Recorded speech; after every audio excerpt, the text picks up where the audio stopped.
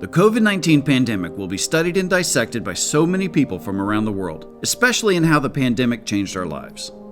From any given lens, whether it's through economics, world history, multiple disciplines of science, urban development, or geopolitical viewpoints, the pandemic changed the way almost all of us operate in the world.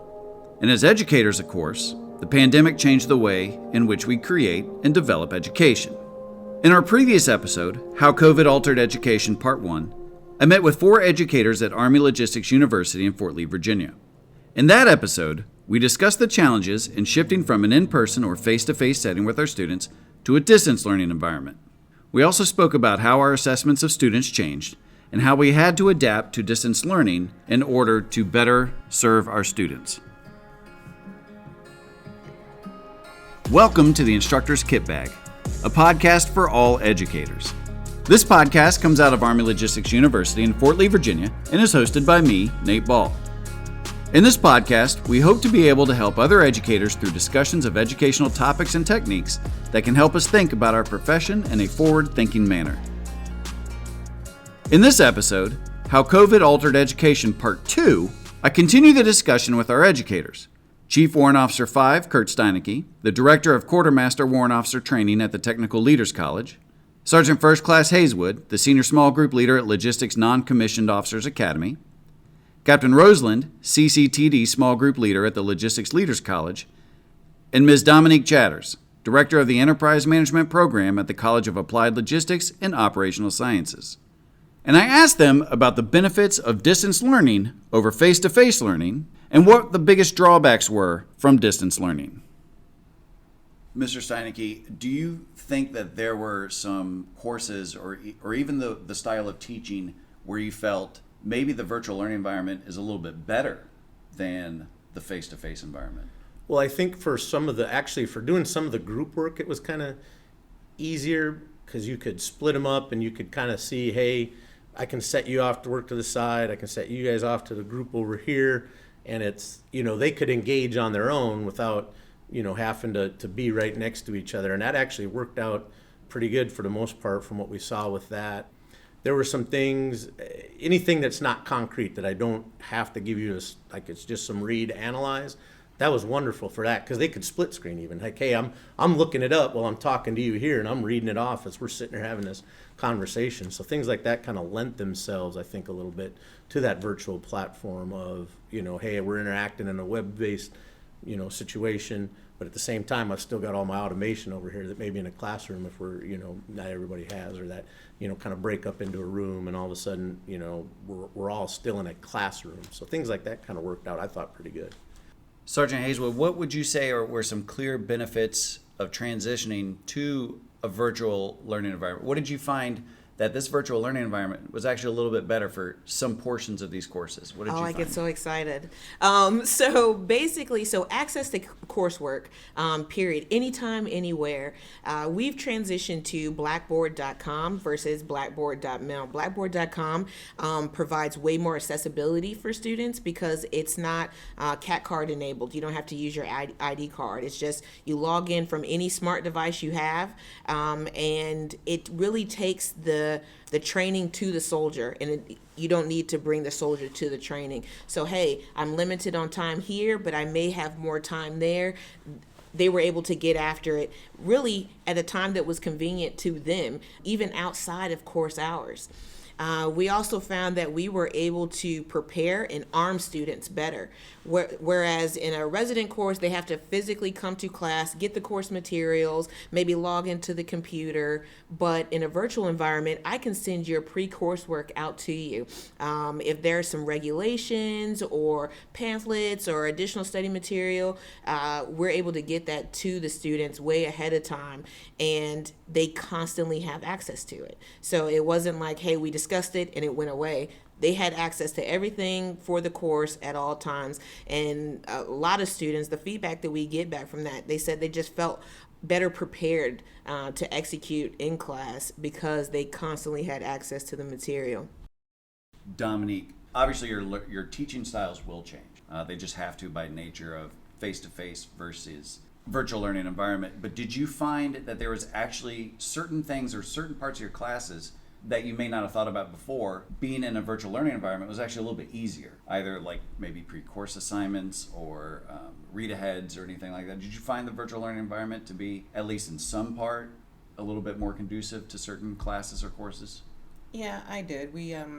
So for those of us who took masters online, you had like a weekly discussion board that you had to do. Well, when we were face to face, I didn't do a weekly discussion board. I would do an actual booklet, and they would just write their notes of what they learned from that day in the booklet, but it stayed just between me and that student. I incorporated discussion boards into MS Teams, and then it generated so much dialogue between them that it was so awesome that it was like, why didn't I think about doing that when we're face to face? Because we can't talk about everything in the classroom when we're face to face, and especially in the virtual environment, we weren't allowed to have in-depth discussions for the sake of time. So the discussion boards just like took a life of its own and let the students engage each other. Because I did it just like my master's program. Like, okay, everybody has to post by Thursday night. Then you have to respond to two of your friends by Sunday night, and then I grade it by Tuesday. And it just took on a life of its own. It was really cool. And I would like to incorporate that still once we come back to resident. Okay. And Captain Roseland? So I think for a lot of us, I think when you're teaching in a resident class, you notice kind of the human interactions of like, they'll kind of respond with their facial expressions of confusion, confirmation, and the like. What we realize is that in the classroom, it's kind of this interconnected web, not just between the instructor, but the students as well. We found out that students are actually fairly confident about putting opinions, questions, like within a special chat function. So again, there's more than one medium. It's no longer just verbal or facial recognition. There's also like a physical function within the screen that you can type in a question. And we've also found that other students, maybe they have the answer, or they've kind of gotten the material a bit more quickly, or they've got some background experience, are able to then answer each other's questions. So what inevitably was supposed to be kind of like a question and answer format became essentially a chat room. And that also took off a lot of stress from a lot of our instructors who teach a wide variety of topics that they're not necessarily going to be subject matter experts on every single one. It helps bridge the knowledge pool in a medium that is saved. You can reference it later. You can go back to a question. And we've seen that students who are typically a little bit more reserved in the classroom are more willing to put in a lot of those questions and answers back into kind of that digital media. So I think in that regard, it made things a little bit easier. Same. We had that. I had that same experience too. The shyer ones would post in the chat because they're not saying it out loud in front of the whole class. Everybody's looking at them as ask the question that might not be quote unquote the right question to ask. But in there, it's like if someone happens to see it, it's someone's gonna answer it for me. Anonymity that doesn't quite exist. Right. Well, it also helped because, again, when you're in resident, I mean, one instructor versus 15, 20, maybe 30 students. But inside of, like, let's say Microsoft Teams or a chat room where you can leverage the entire, like, staff behind a question, whatever answer that a student generates that one instructor doesn't know, immediately another instructor who maybe has subject matter expertise can hone in on, right? So it answers questions faster, as long as you get everybody at the table at the same time when it comes to a lot of these meetings. You just got to set conditions for it for those outputs. Mr. Steinecke, what did you find that was a definite problem with the virtual learning environment, the way we're trying to do things? And when you came up with these issues, like how did you deal with it to try to overcome it or mitigate it in some fashion?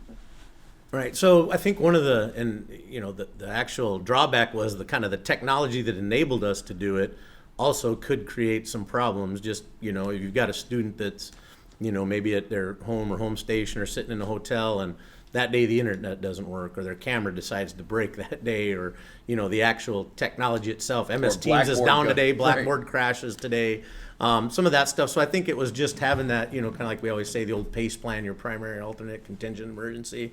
As an instructor, just being prepared and making sure the class understands, hey, look, you got to be flexible. If this goes down today, we're going to move to this, and this is how we'll do it. I mean, I had students that, their computer would go down, and I would dial them from my office on the speakerphone so that they could hear and talk to the class that was going on off of my computer, just to overcome some of those, things that would happen. Because, I was sitting at home and, hey, the power went out, and now all of a sudden I don't have any internet and, whatever. So you get told Blackboard went down, and you're like, I didn't even know that could go down. Yeah, that happened to us more than once. And so it's, hey, especially on like an exam day. So it's having those the kind of battle drills again. Hey, do we have paper copy exams ready, or what are we doing? How are we pulling? Where are we going to do that? Just kind of the what if scenarios, because since we are relying solely on that technology platform, what do I have set up so that when it doesn't work, how am I able to overcome it? So once we kind of got that figured out, that there were going to be glitches with it, how do we resolve it, and then just developing those kind of, again, those battle drills, if you will, for when that happens, how do we shift and still keep everything going. And especially for our shorter courses that may only last, like our week ones, I don't have 6-8 weeks to make up that material. I got 4 more days or whatever it is. So how do we Well, handle and on those top things? of that, you can't just say, well, because we're having these issues, we're going to forego the assessment. We're going to Right. forego a certification. You can't quite do that. Right. Yeah. You still got your gates you got to meet, and so how do you keep that on track and make sure you get there? And the other part too, I think, was even just dealing with some of the students' frustration about it. Well, hey, I'm trying to do this isn't working. I mean, we had issues with the webcam's not working, or hey, I can't get a signal here, but I can only get it over here because we're in this building, and how do I, and so some of their frustrations is they were, at least with the instructors after the first couple classes, we were kind of comfortable a little bit more with the technology. But each class that we started, it was a new group of students. It was their first time using it, and so you kind of were walking them through it as well as they experienced some of those challenges that you had with the Like, technology. we're all in this together. Yeah, exactly. So, but it was nice to watch them once they got comfortable. I think that helped overcome that as well. Sergeant First Class Hazewood? I would say also for students that the modernization and kind of the advancement of technology, we assume, hey, everybody is Gen Z, millennials, they're just well versed in, operating technology. And through the virtual learning environment, that necessarily wasn't the case. Even for students as young as 20 years old, they're like, hey, I don't do that, internet technique thing. It's funny, we lump Gen Z and millennials at times with, there's still people within those generations who are just not up to date Roger on a lot that. of these things. And so a lot of people say, oh, Gen Z, they should be fine with it. Yeah. That's not always the case. That's not always the case. And, this is served kind of as a forcing function. Hey, I may not be good at it right now when I arrive to the course, but through, the virtual learning environment, I've gotten more comfortable through, whether it's through practical exercises, even things as simple as correspondence, logging in, all of those kind of troubleshooting. That was a big one. Hey, can I solve this issue myself? Whereas, in an operational environment, hey, if my M4 doesn't fire, I know the steps to go through to get it to fire. Well, can you do that with a computer? So students, they were working those steps themselves. They were learning, procedures, just, simple type things that they could still function on their own. And it really increased a lot of the confidence, not just with the students, but instructors as well. Instructors, we're running out there every day, PT, no problem. But you sit some of them behind, a computer, and they're just like, this is real. It's a whole different ballgame. So I think that those, being able to adapt to an unfamiliar environment has really helped them to, hone their skill set, really. Dominique, what did you find to be one of the biggest drawbacks of being in that virtual learning environment? And what would you say that you or your department or school did to either mitigate it or get rid of that either obstacle or issue, or multiple obstacles or issues? I think the main one I had was the technology. As I said, my demographic of personnel were a little bit older, so they were not friends with technology. So one of the things we had to do is I had a 0 week to start my course. And during 0 week, it was mandatory for everybody to attend, and we would navigate together through all the buttonologies of MS Teams and Blackboard, because we did use both simultaneously for a while. And I would have to show them how to do this, how to log in, how to access this, how do you record your work product, how do you upload a document. So I went through that. The first course was painful because I assumed that everyone knew how to use technology. After that, we added a 0 week, and on week 0 was all administrative, which is similar to what we would do in the classroom. If we were resident, I would orient them to the classroom, show them where the exits are, show them how to log in, give them their username and password. So some of that just changed because I was actually physically sharing screens. That was the main hurdle. And then the second one was just making sure they stayed engaged. So throughout the class, normally every hour you get a 10-minute break. Well, virtual, I tried to inject something in between just randomly, just to check. I would make people turn their cameras on so I can see your faces. For those who didn't have cameras, They knew their names were going to get called more often. If you chose not to turn your camera on, my first question is coming to you, so just be prepared. And then we had little games like that. I had sound clips that I added to my phone, and I would just play it like a Jeopardy theme if they were taking too long to answer.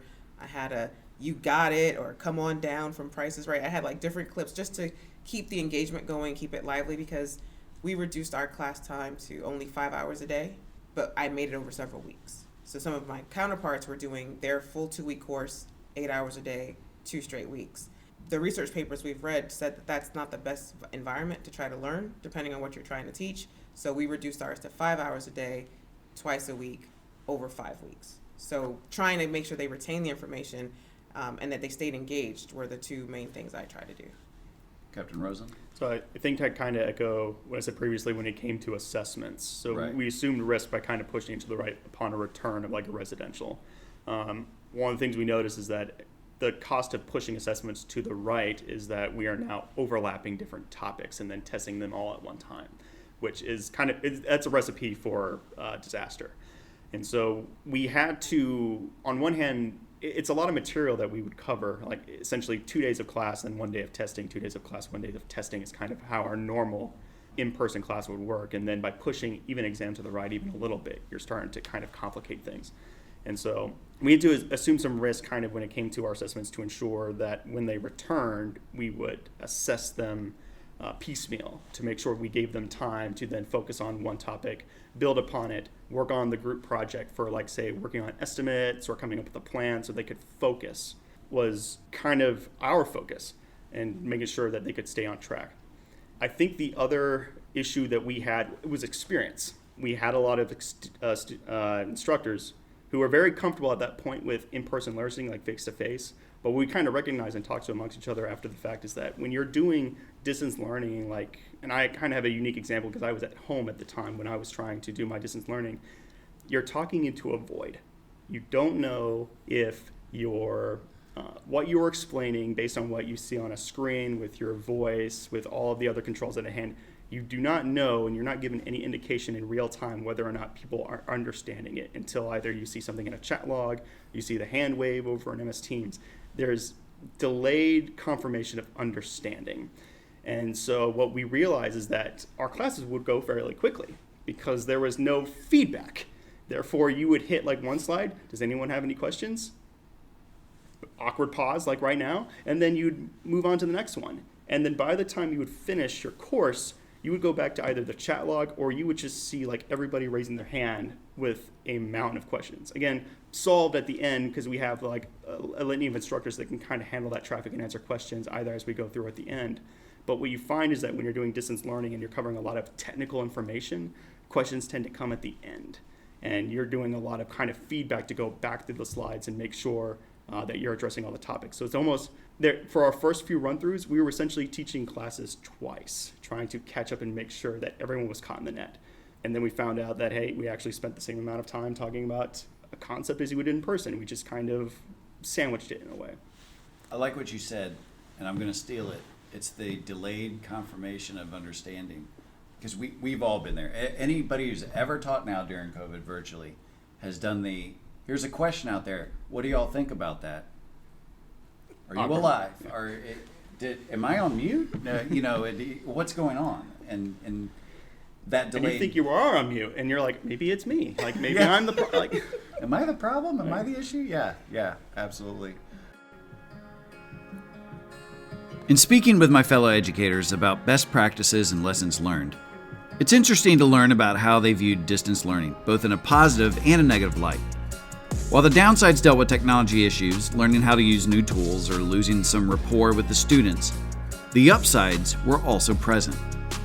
The ability for students to become more engaged in discussion boards, or participating more in chat features with questions and concerns, and using the new technology to break students into more dynamic groups. So join us for our next episode, How COVID Altered Education, Part 3. The final of this mini-series where I ask my fellow educators about how transitioning from an in-resident or face-to-face environment to a distance or virtual learning environment affected the ways in which our educators approach course design and how they think the pandemic impacted them in becoming more well-rounded instructors. Thanks for listening to the Instructor's Kit Bag, a podcast for all educators. And remember, never stop educating others, and most importantly, never stop educating yourself.